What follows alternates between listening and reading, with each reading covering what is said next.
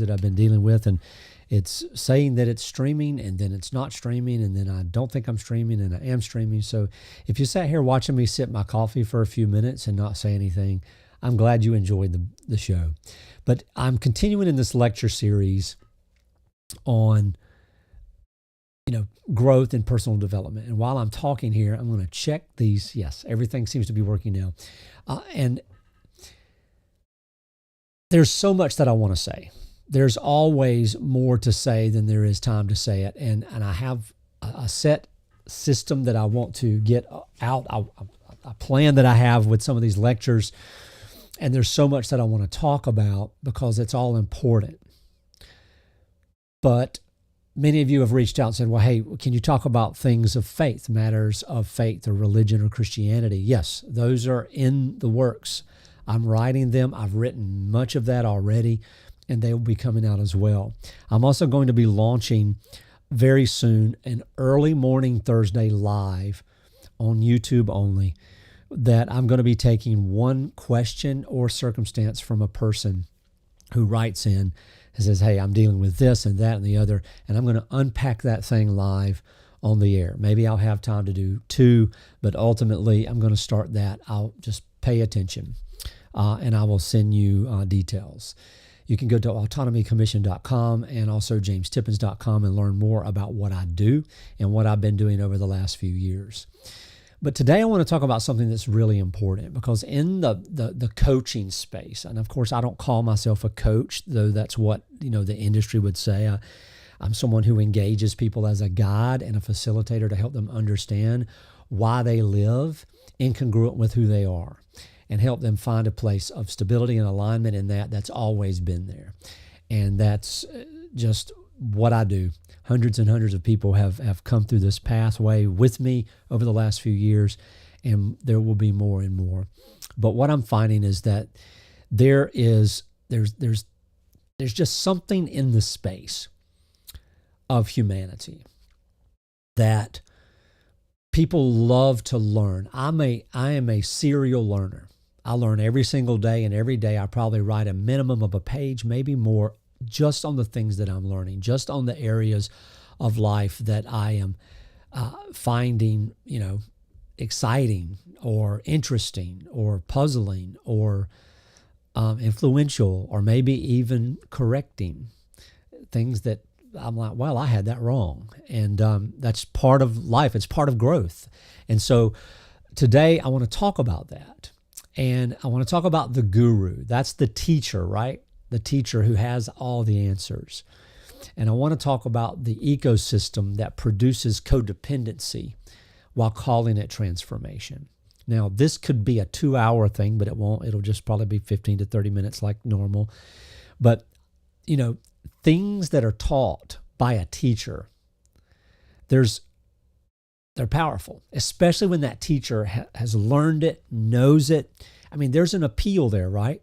There's something genuinely appealing about someone or a person who has figured something out that we haven't, and has walked through and navigated life and navigated a territory, especially if it's problematic or painful.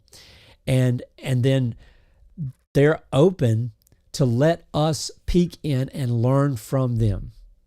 And they've navigated this issue and this territory, and they've arrived someplace that's very, very appealing. Like, hey, you know what? I'd like to go there.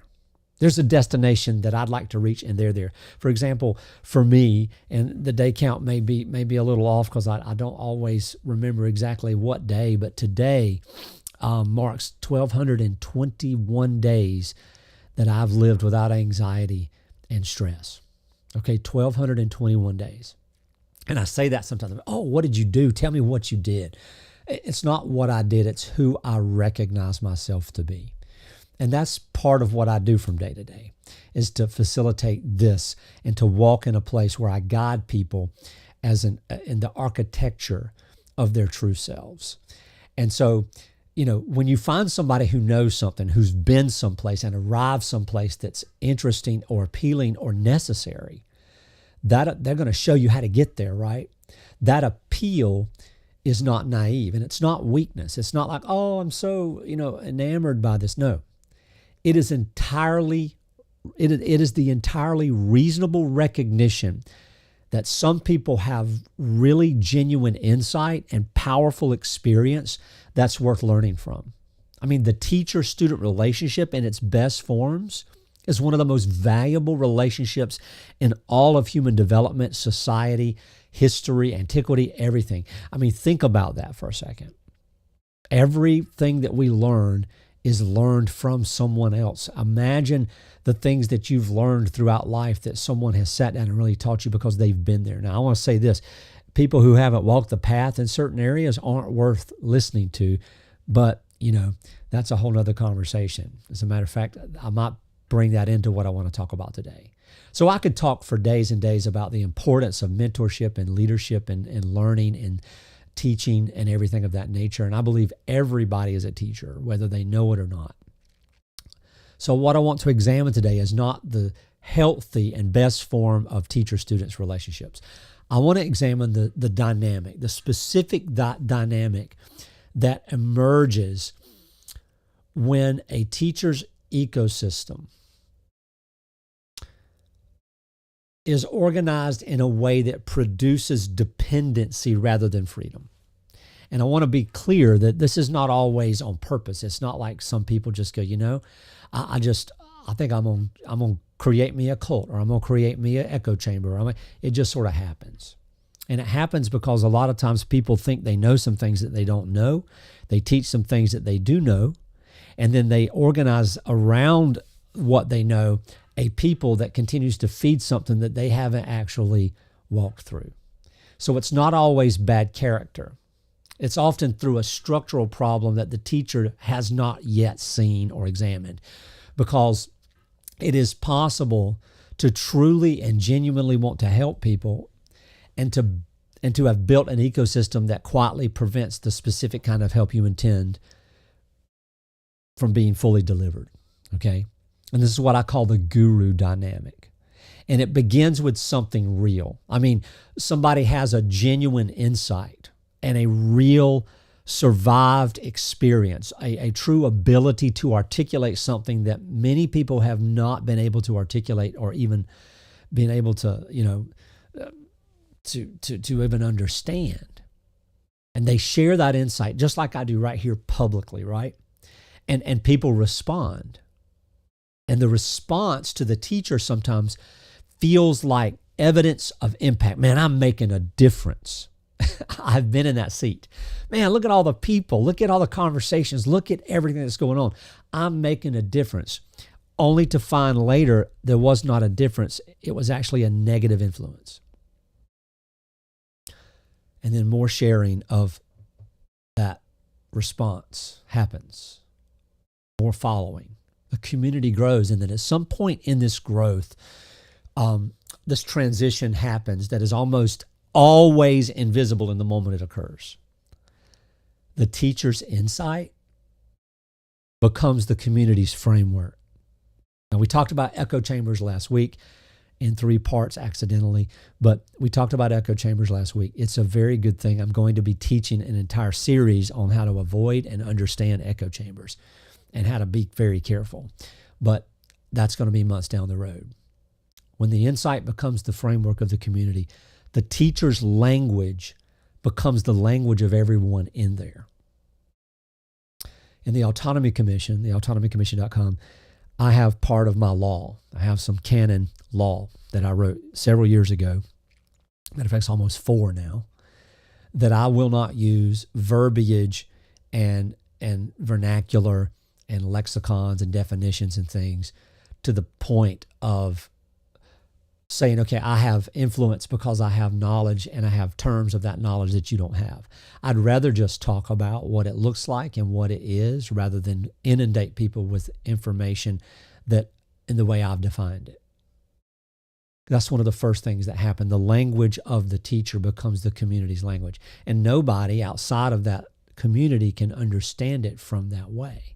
So, for example, you have a tool. I have a tool in one of my systems that's called the Why Ladder or the Clarity Ladder. And it's a series of questions. And I remember 2 years ago, people began to use that tool and they'd say, well, you use this and you use that. And they say the tool, but the tool and the definition of the tool and the establishment of the tool is irrelevant. What they needed to say is what you need to do is you need to ask this question. See, don't share the tool, show. Don't tell, show. That's what a writing coach taught me 3.5 years ago. Show. Then not only does the teacher's language become the community's language, the teacher's experience becomes the primary reference point against which community members measure their own experience. And then the teacher, who may have started from a genuine desire to help people reach freedom, reach success, reach whatever the goal might be, has become structurally the center of a system in which reaching freedom means reaching the teacher's version of it, in the teacher's terms, validated by the teacher's community, by the teacher's approval, by the teacher's teaching. Anything outside of that is considered a threat. And at that point, the ecosystem is organized around the teacher rather than the student's genuine growth and development. And an ecosystem organized around the teacher will always, 100% of the time, every single time, without fail, structurally produce codependency on the teacher at the erasure of the personal and individual autonomous expression of life for the student. And it's not because anyone said, hey, I'm going to create me a cult. It just happens. And it happens because the architecture of the system requires the teacher to remain central in order for the system to function the way it's set up.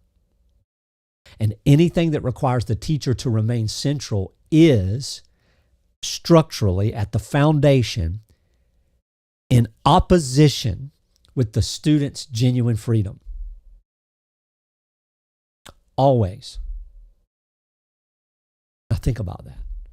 Because dependence is produced through several specific things, some mechanisms that I think are worth understanding in this conversation because they are subtle enough to be mistaken for the opposite of what they are. All right? A few of them. I've got many. The first mechanism is proprietary language. Great day in the morning. Am I the master of proprietary language? I just did an audit on my Google Drive.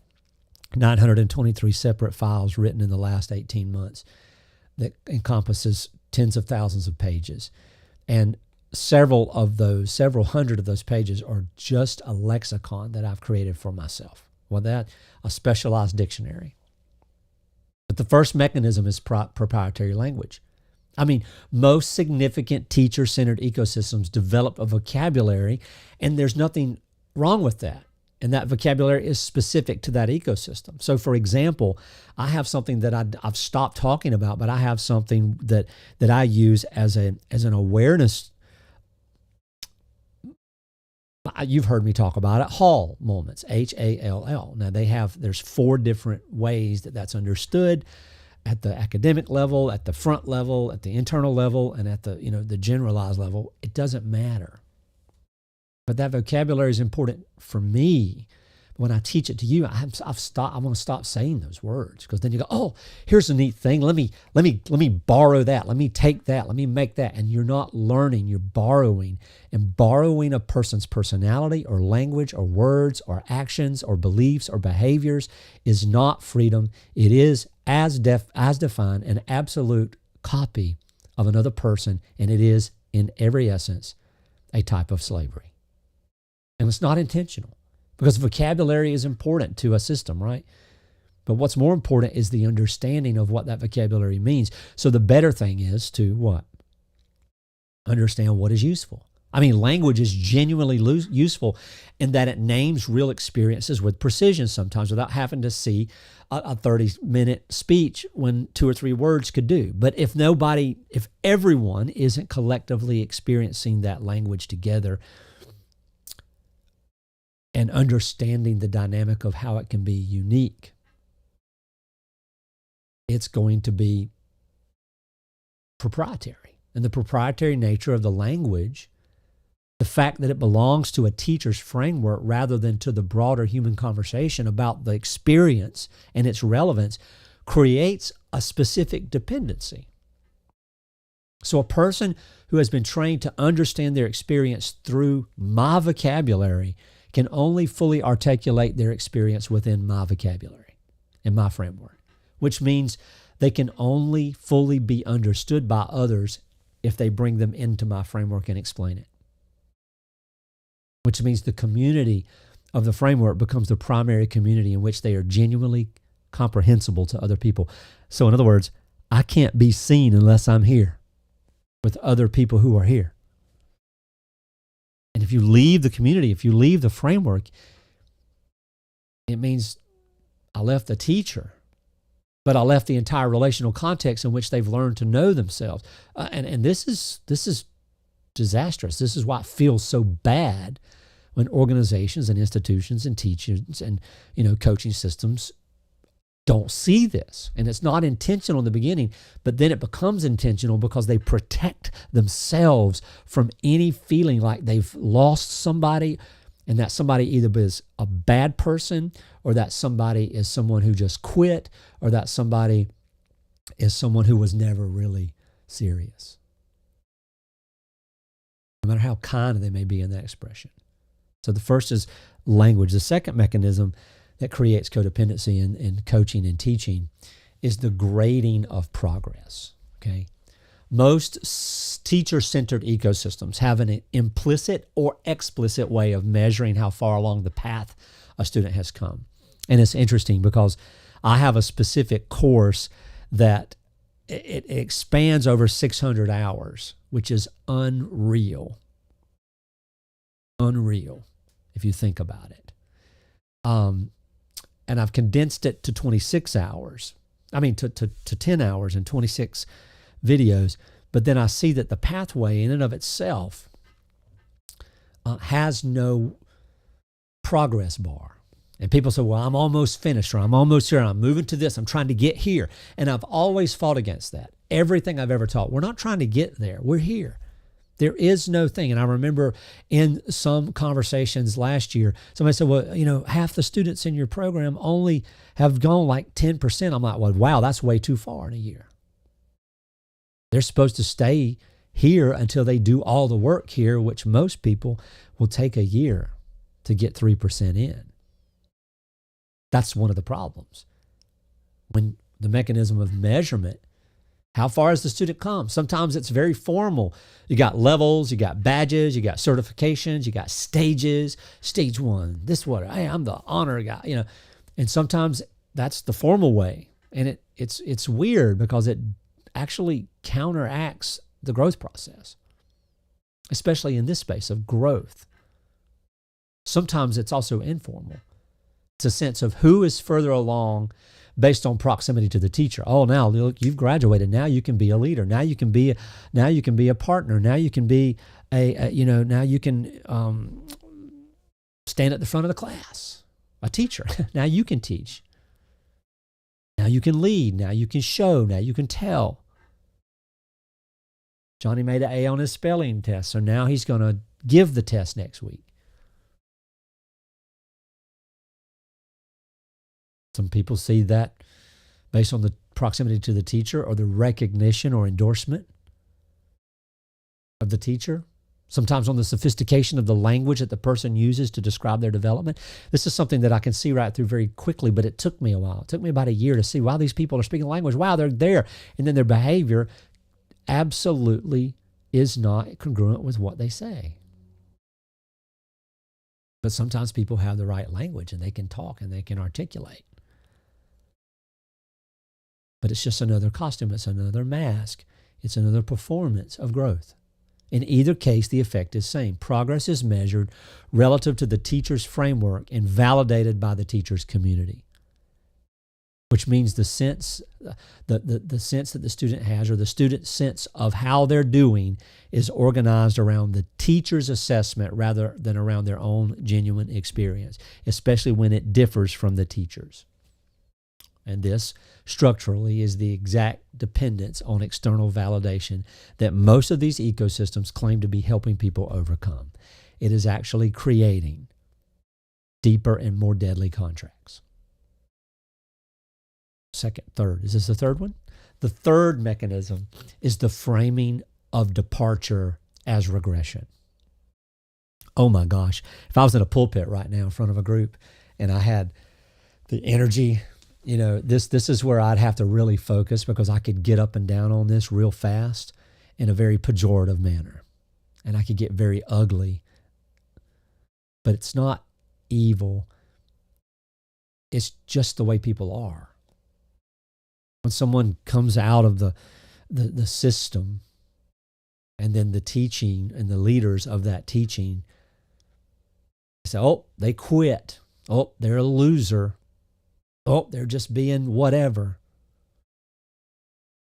Whatever the language is for this now stays there, and when you leave, you get called this.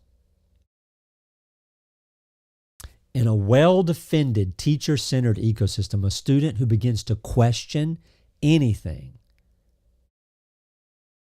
or consider other possibilities or other frameworks or other tools is often responded to in a way that frames the questioning as evidence that they're not yet ready, and they're just still stuck, and they're just babies, or they're just weak, or they're just whatever.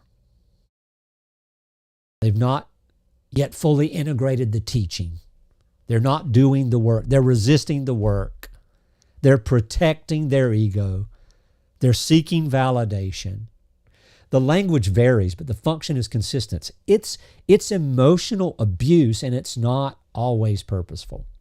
Departure,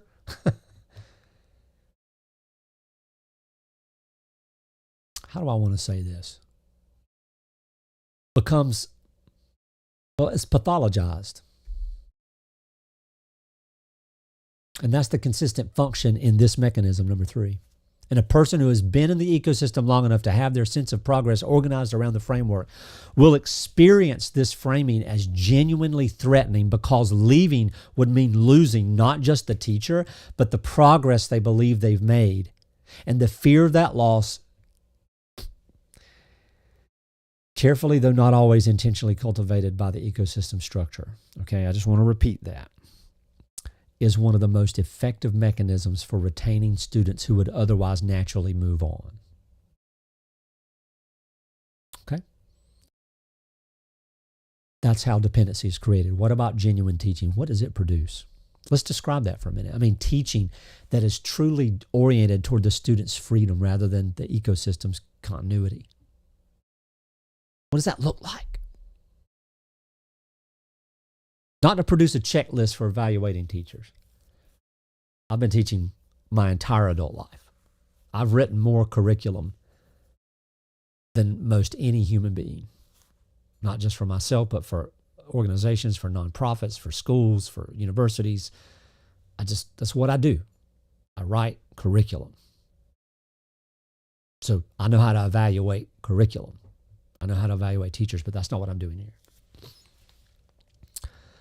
I don't want to produce a checklist, but I want to show how clarifying the contrast is. Genuine teaching, because of a love for the student's well-being and success, makes itself unnecessary. Not immediately, and not without genuine work, but the trajectory of true teaching, of a genuine teaching relationship, is toward increasing independence of the student from the teacher, from the framework. The student is developing capacities that belong to them, not to the notches in the belt of the teacher. The insight is becoming their own understanding rather than borrowed from the teacher or the framework. The language is replaced by the student's own words and interpretation and application for their own experience. And the teacher, if they're genuine, if they're truly a good person with good morals and good ethics and good awareness, if they're genuine in their orientation toward the student's freedom, they're actively working toward the moment when the student no longer needs them. Not because the relationship needs to end, but because the dependency needs to resolve into genuine autonomy. Genuine teaching also welcomes extreme disagreement. The greatest learning I've ever had is when a student pushed back on what I knew. And you know what? Every single time, even when they're wrong, I learned something. Because I learned there's a perspective that I probably had ignored that I needed to pay attention to. Anyone who says, well, I'm the teacher, I'm the coach, I know, do what I say, is worthless. I'm going to say that. They are worthless. They're dangerous. But a teacher who is welcoming disagreement, who is genuinely oriented toward the freedom of the student, wants the student to encounter the teaching, to engage it, and take what is true and what works and leave what does not serve them. And a real leader, a real lover of people who teach into the world are not threatened by the student's development of their own framework, because the teaching was never about the framework. It's about the student's freedom and growth and understanding and development as a human being. And a student who is developed genuinely is in every way the only thing that matters. Is in the only way that does matter. Evidence that the teaching worked. Genuine teaching is also very transparent about its own limitations. Give you an example. I just wrote a charter document for my board of directors to look at, and I had 17 questions at the end of the document that needed to be answered by me, most of which are how I'm going to destroy everything that I'm trying to build. Real, honest evaluations of how I know I'm going to tear it all up. Every framework is partial. I mean, come on. It's a baby, right? Every teacher's experience, however extensive, is specific.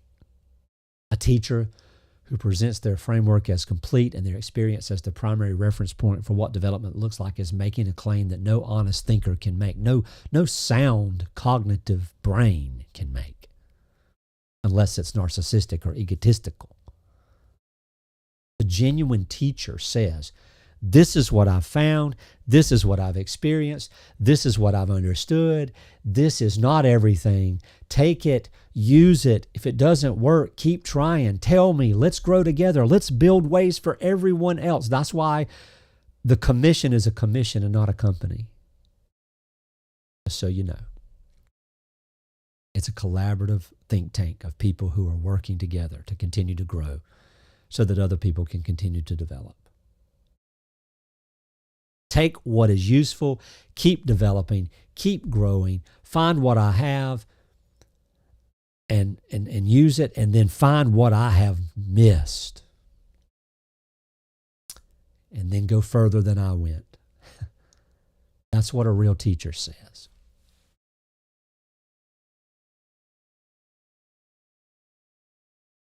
Because your freedom is yours.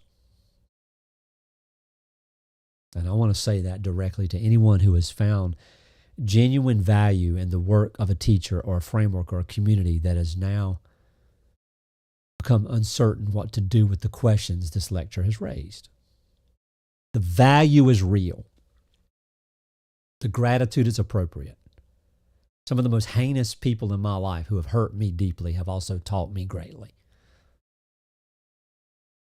Through the last 30 years, there have been a lot of people who have stood by my side and then not. Strictly because of concerns or questions.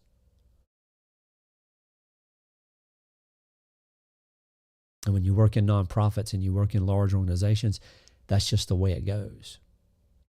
So the person that tried to destroy me back in 2020, I'm thankful for what they did for me for 3 years prior. See? The gratitude is appropriate. The recognition that something was helping you is not invalidated by the recognition that helping had a structure that was not entirely serving your freedom. Both can be true, and holding both without collapsing into either dismissal of the value or defensive loyalty to the system is itself an act of genuine maturity. The question worth asking is not whether the teacher is good or bad. No! I want to make those things, and I do make those claims. I know what a bad teacher looks like in the teaching sense. But just because somebody's a bad teacher doesn't make them a bad person. Just because this happens. And I want to warn everybody from the rooftops. There's 5,000 people out here right now that's trying to just take your money. It's trying to feed their ego. It's not about a teacher being good or bad. Most of the people that I'm describing, myself included, are genuinely trying to help people. So the question is, are they good or bad? Because you'll find the bad ones. You'll go, oh, this, and you'll find the good ones. And then you may find yourself in the same situation with a good teacher, a genuinely helpful community, an incredibly powerful framework. But the question is whether the ecosystem they've built is structured in a way that allows you to develop and genuinely grow to the point of needing them less and less and less, or whether it's structured in a way that requires your constant dependency, constant involvement, constant upgrades to remain functional. That structural question is independent of the teacher's character. And it is the question that most people in teacher-centered ecosystems have not been given the tools to ask, because the tools for asking it are not typically provided by the system that would be examined by them. I teach freedom. And to date, I've written almost 100 courses on the subject. And I'm going to continue. I have a book that's being edited right now for publishing. But your freedom does not live in my framework.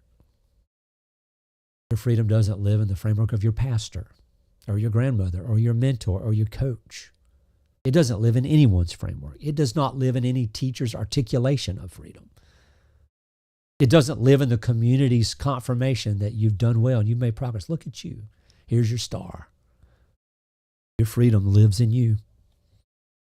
And your freedom has always been in you. And any teaching worth the name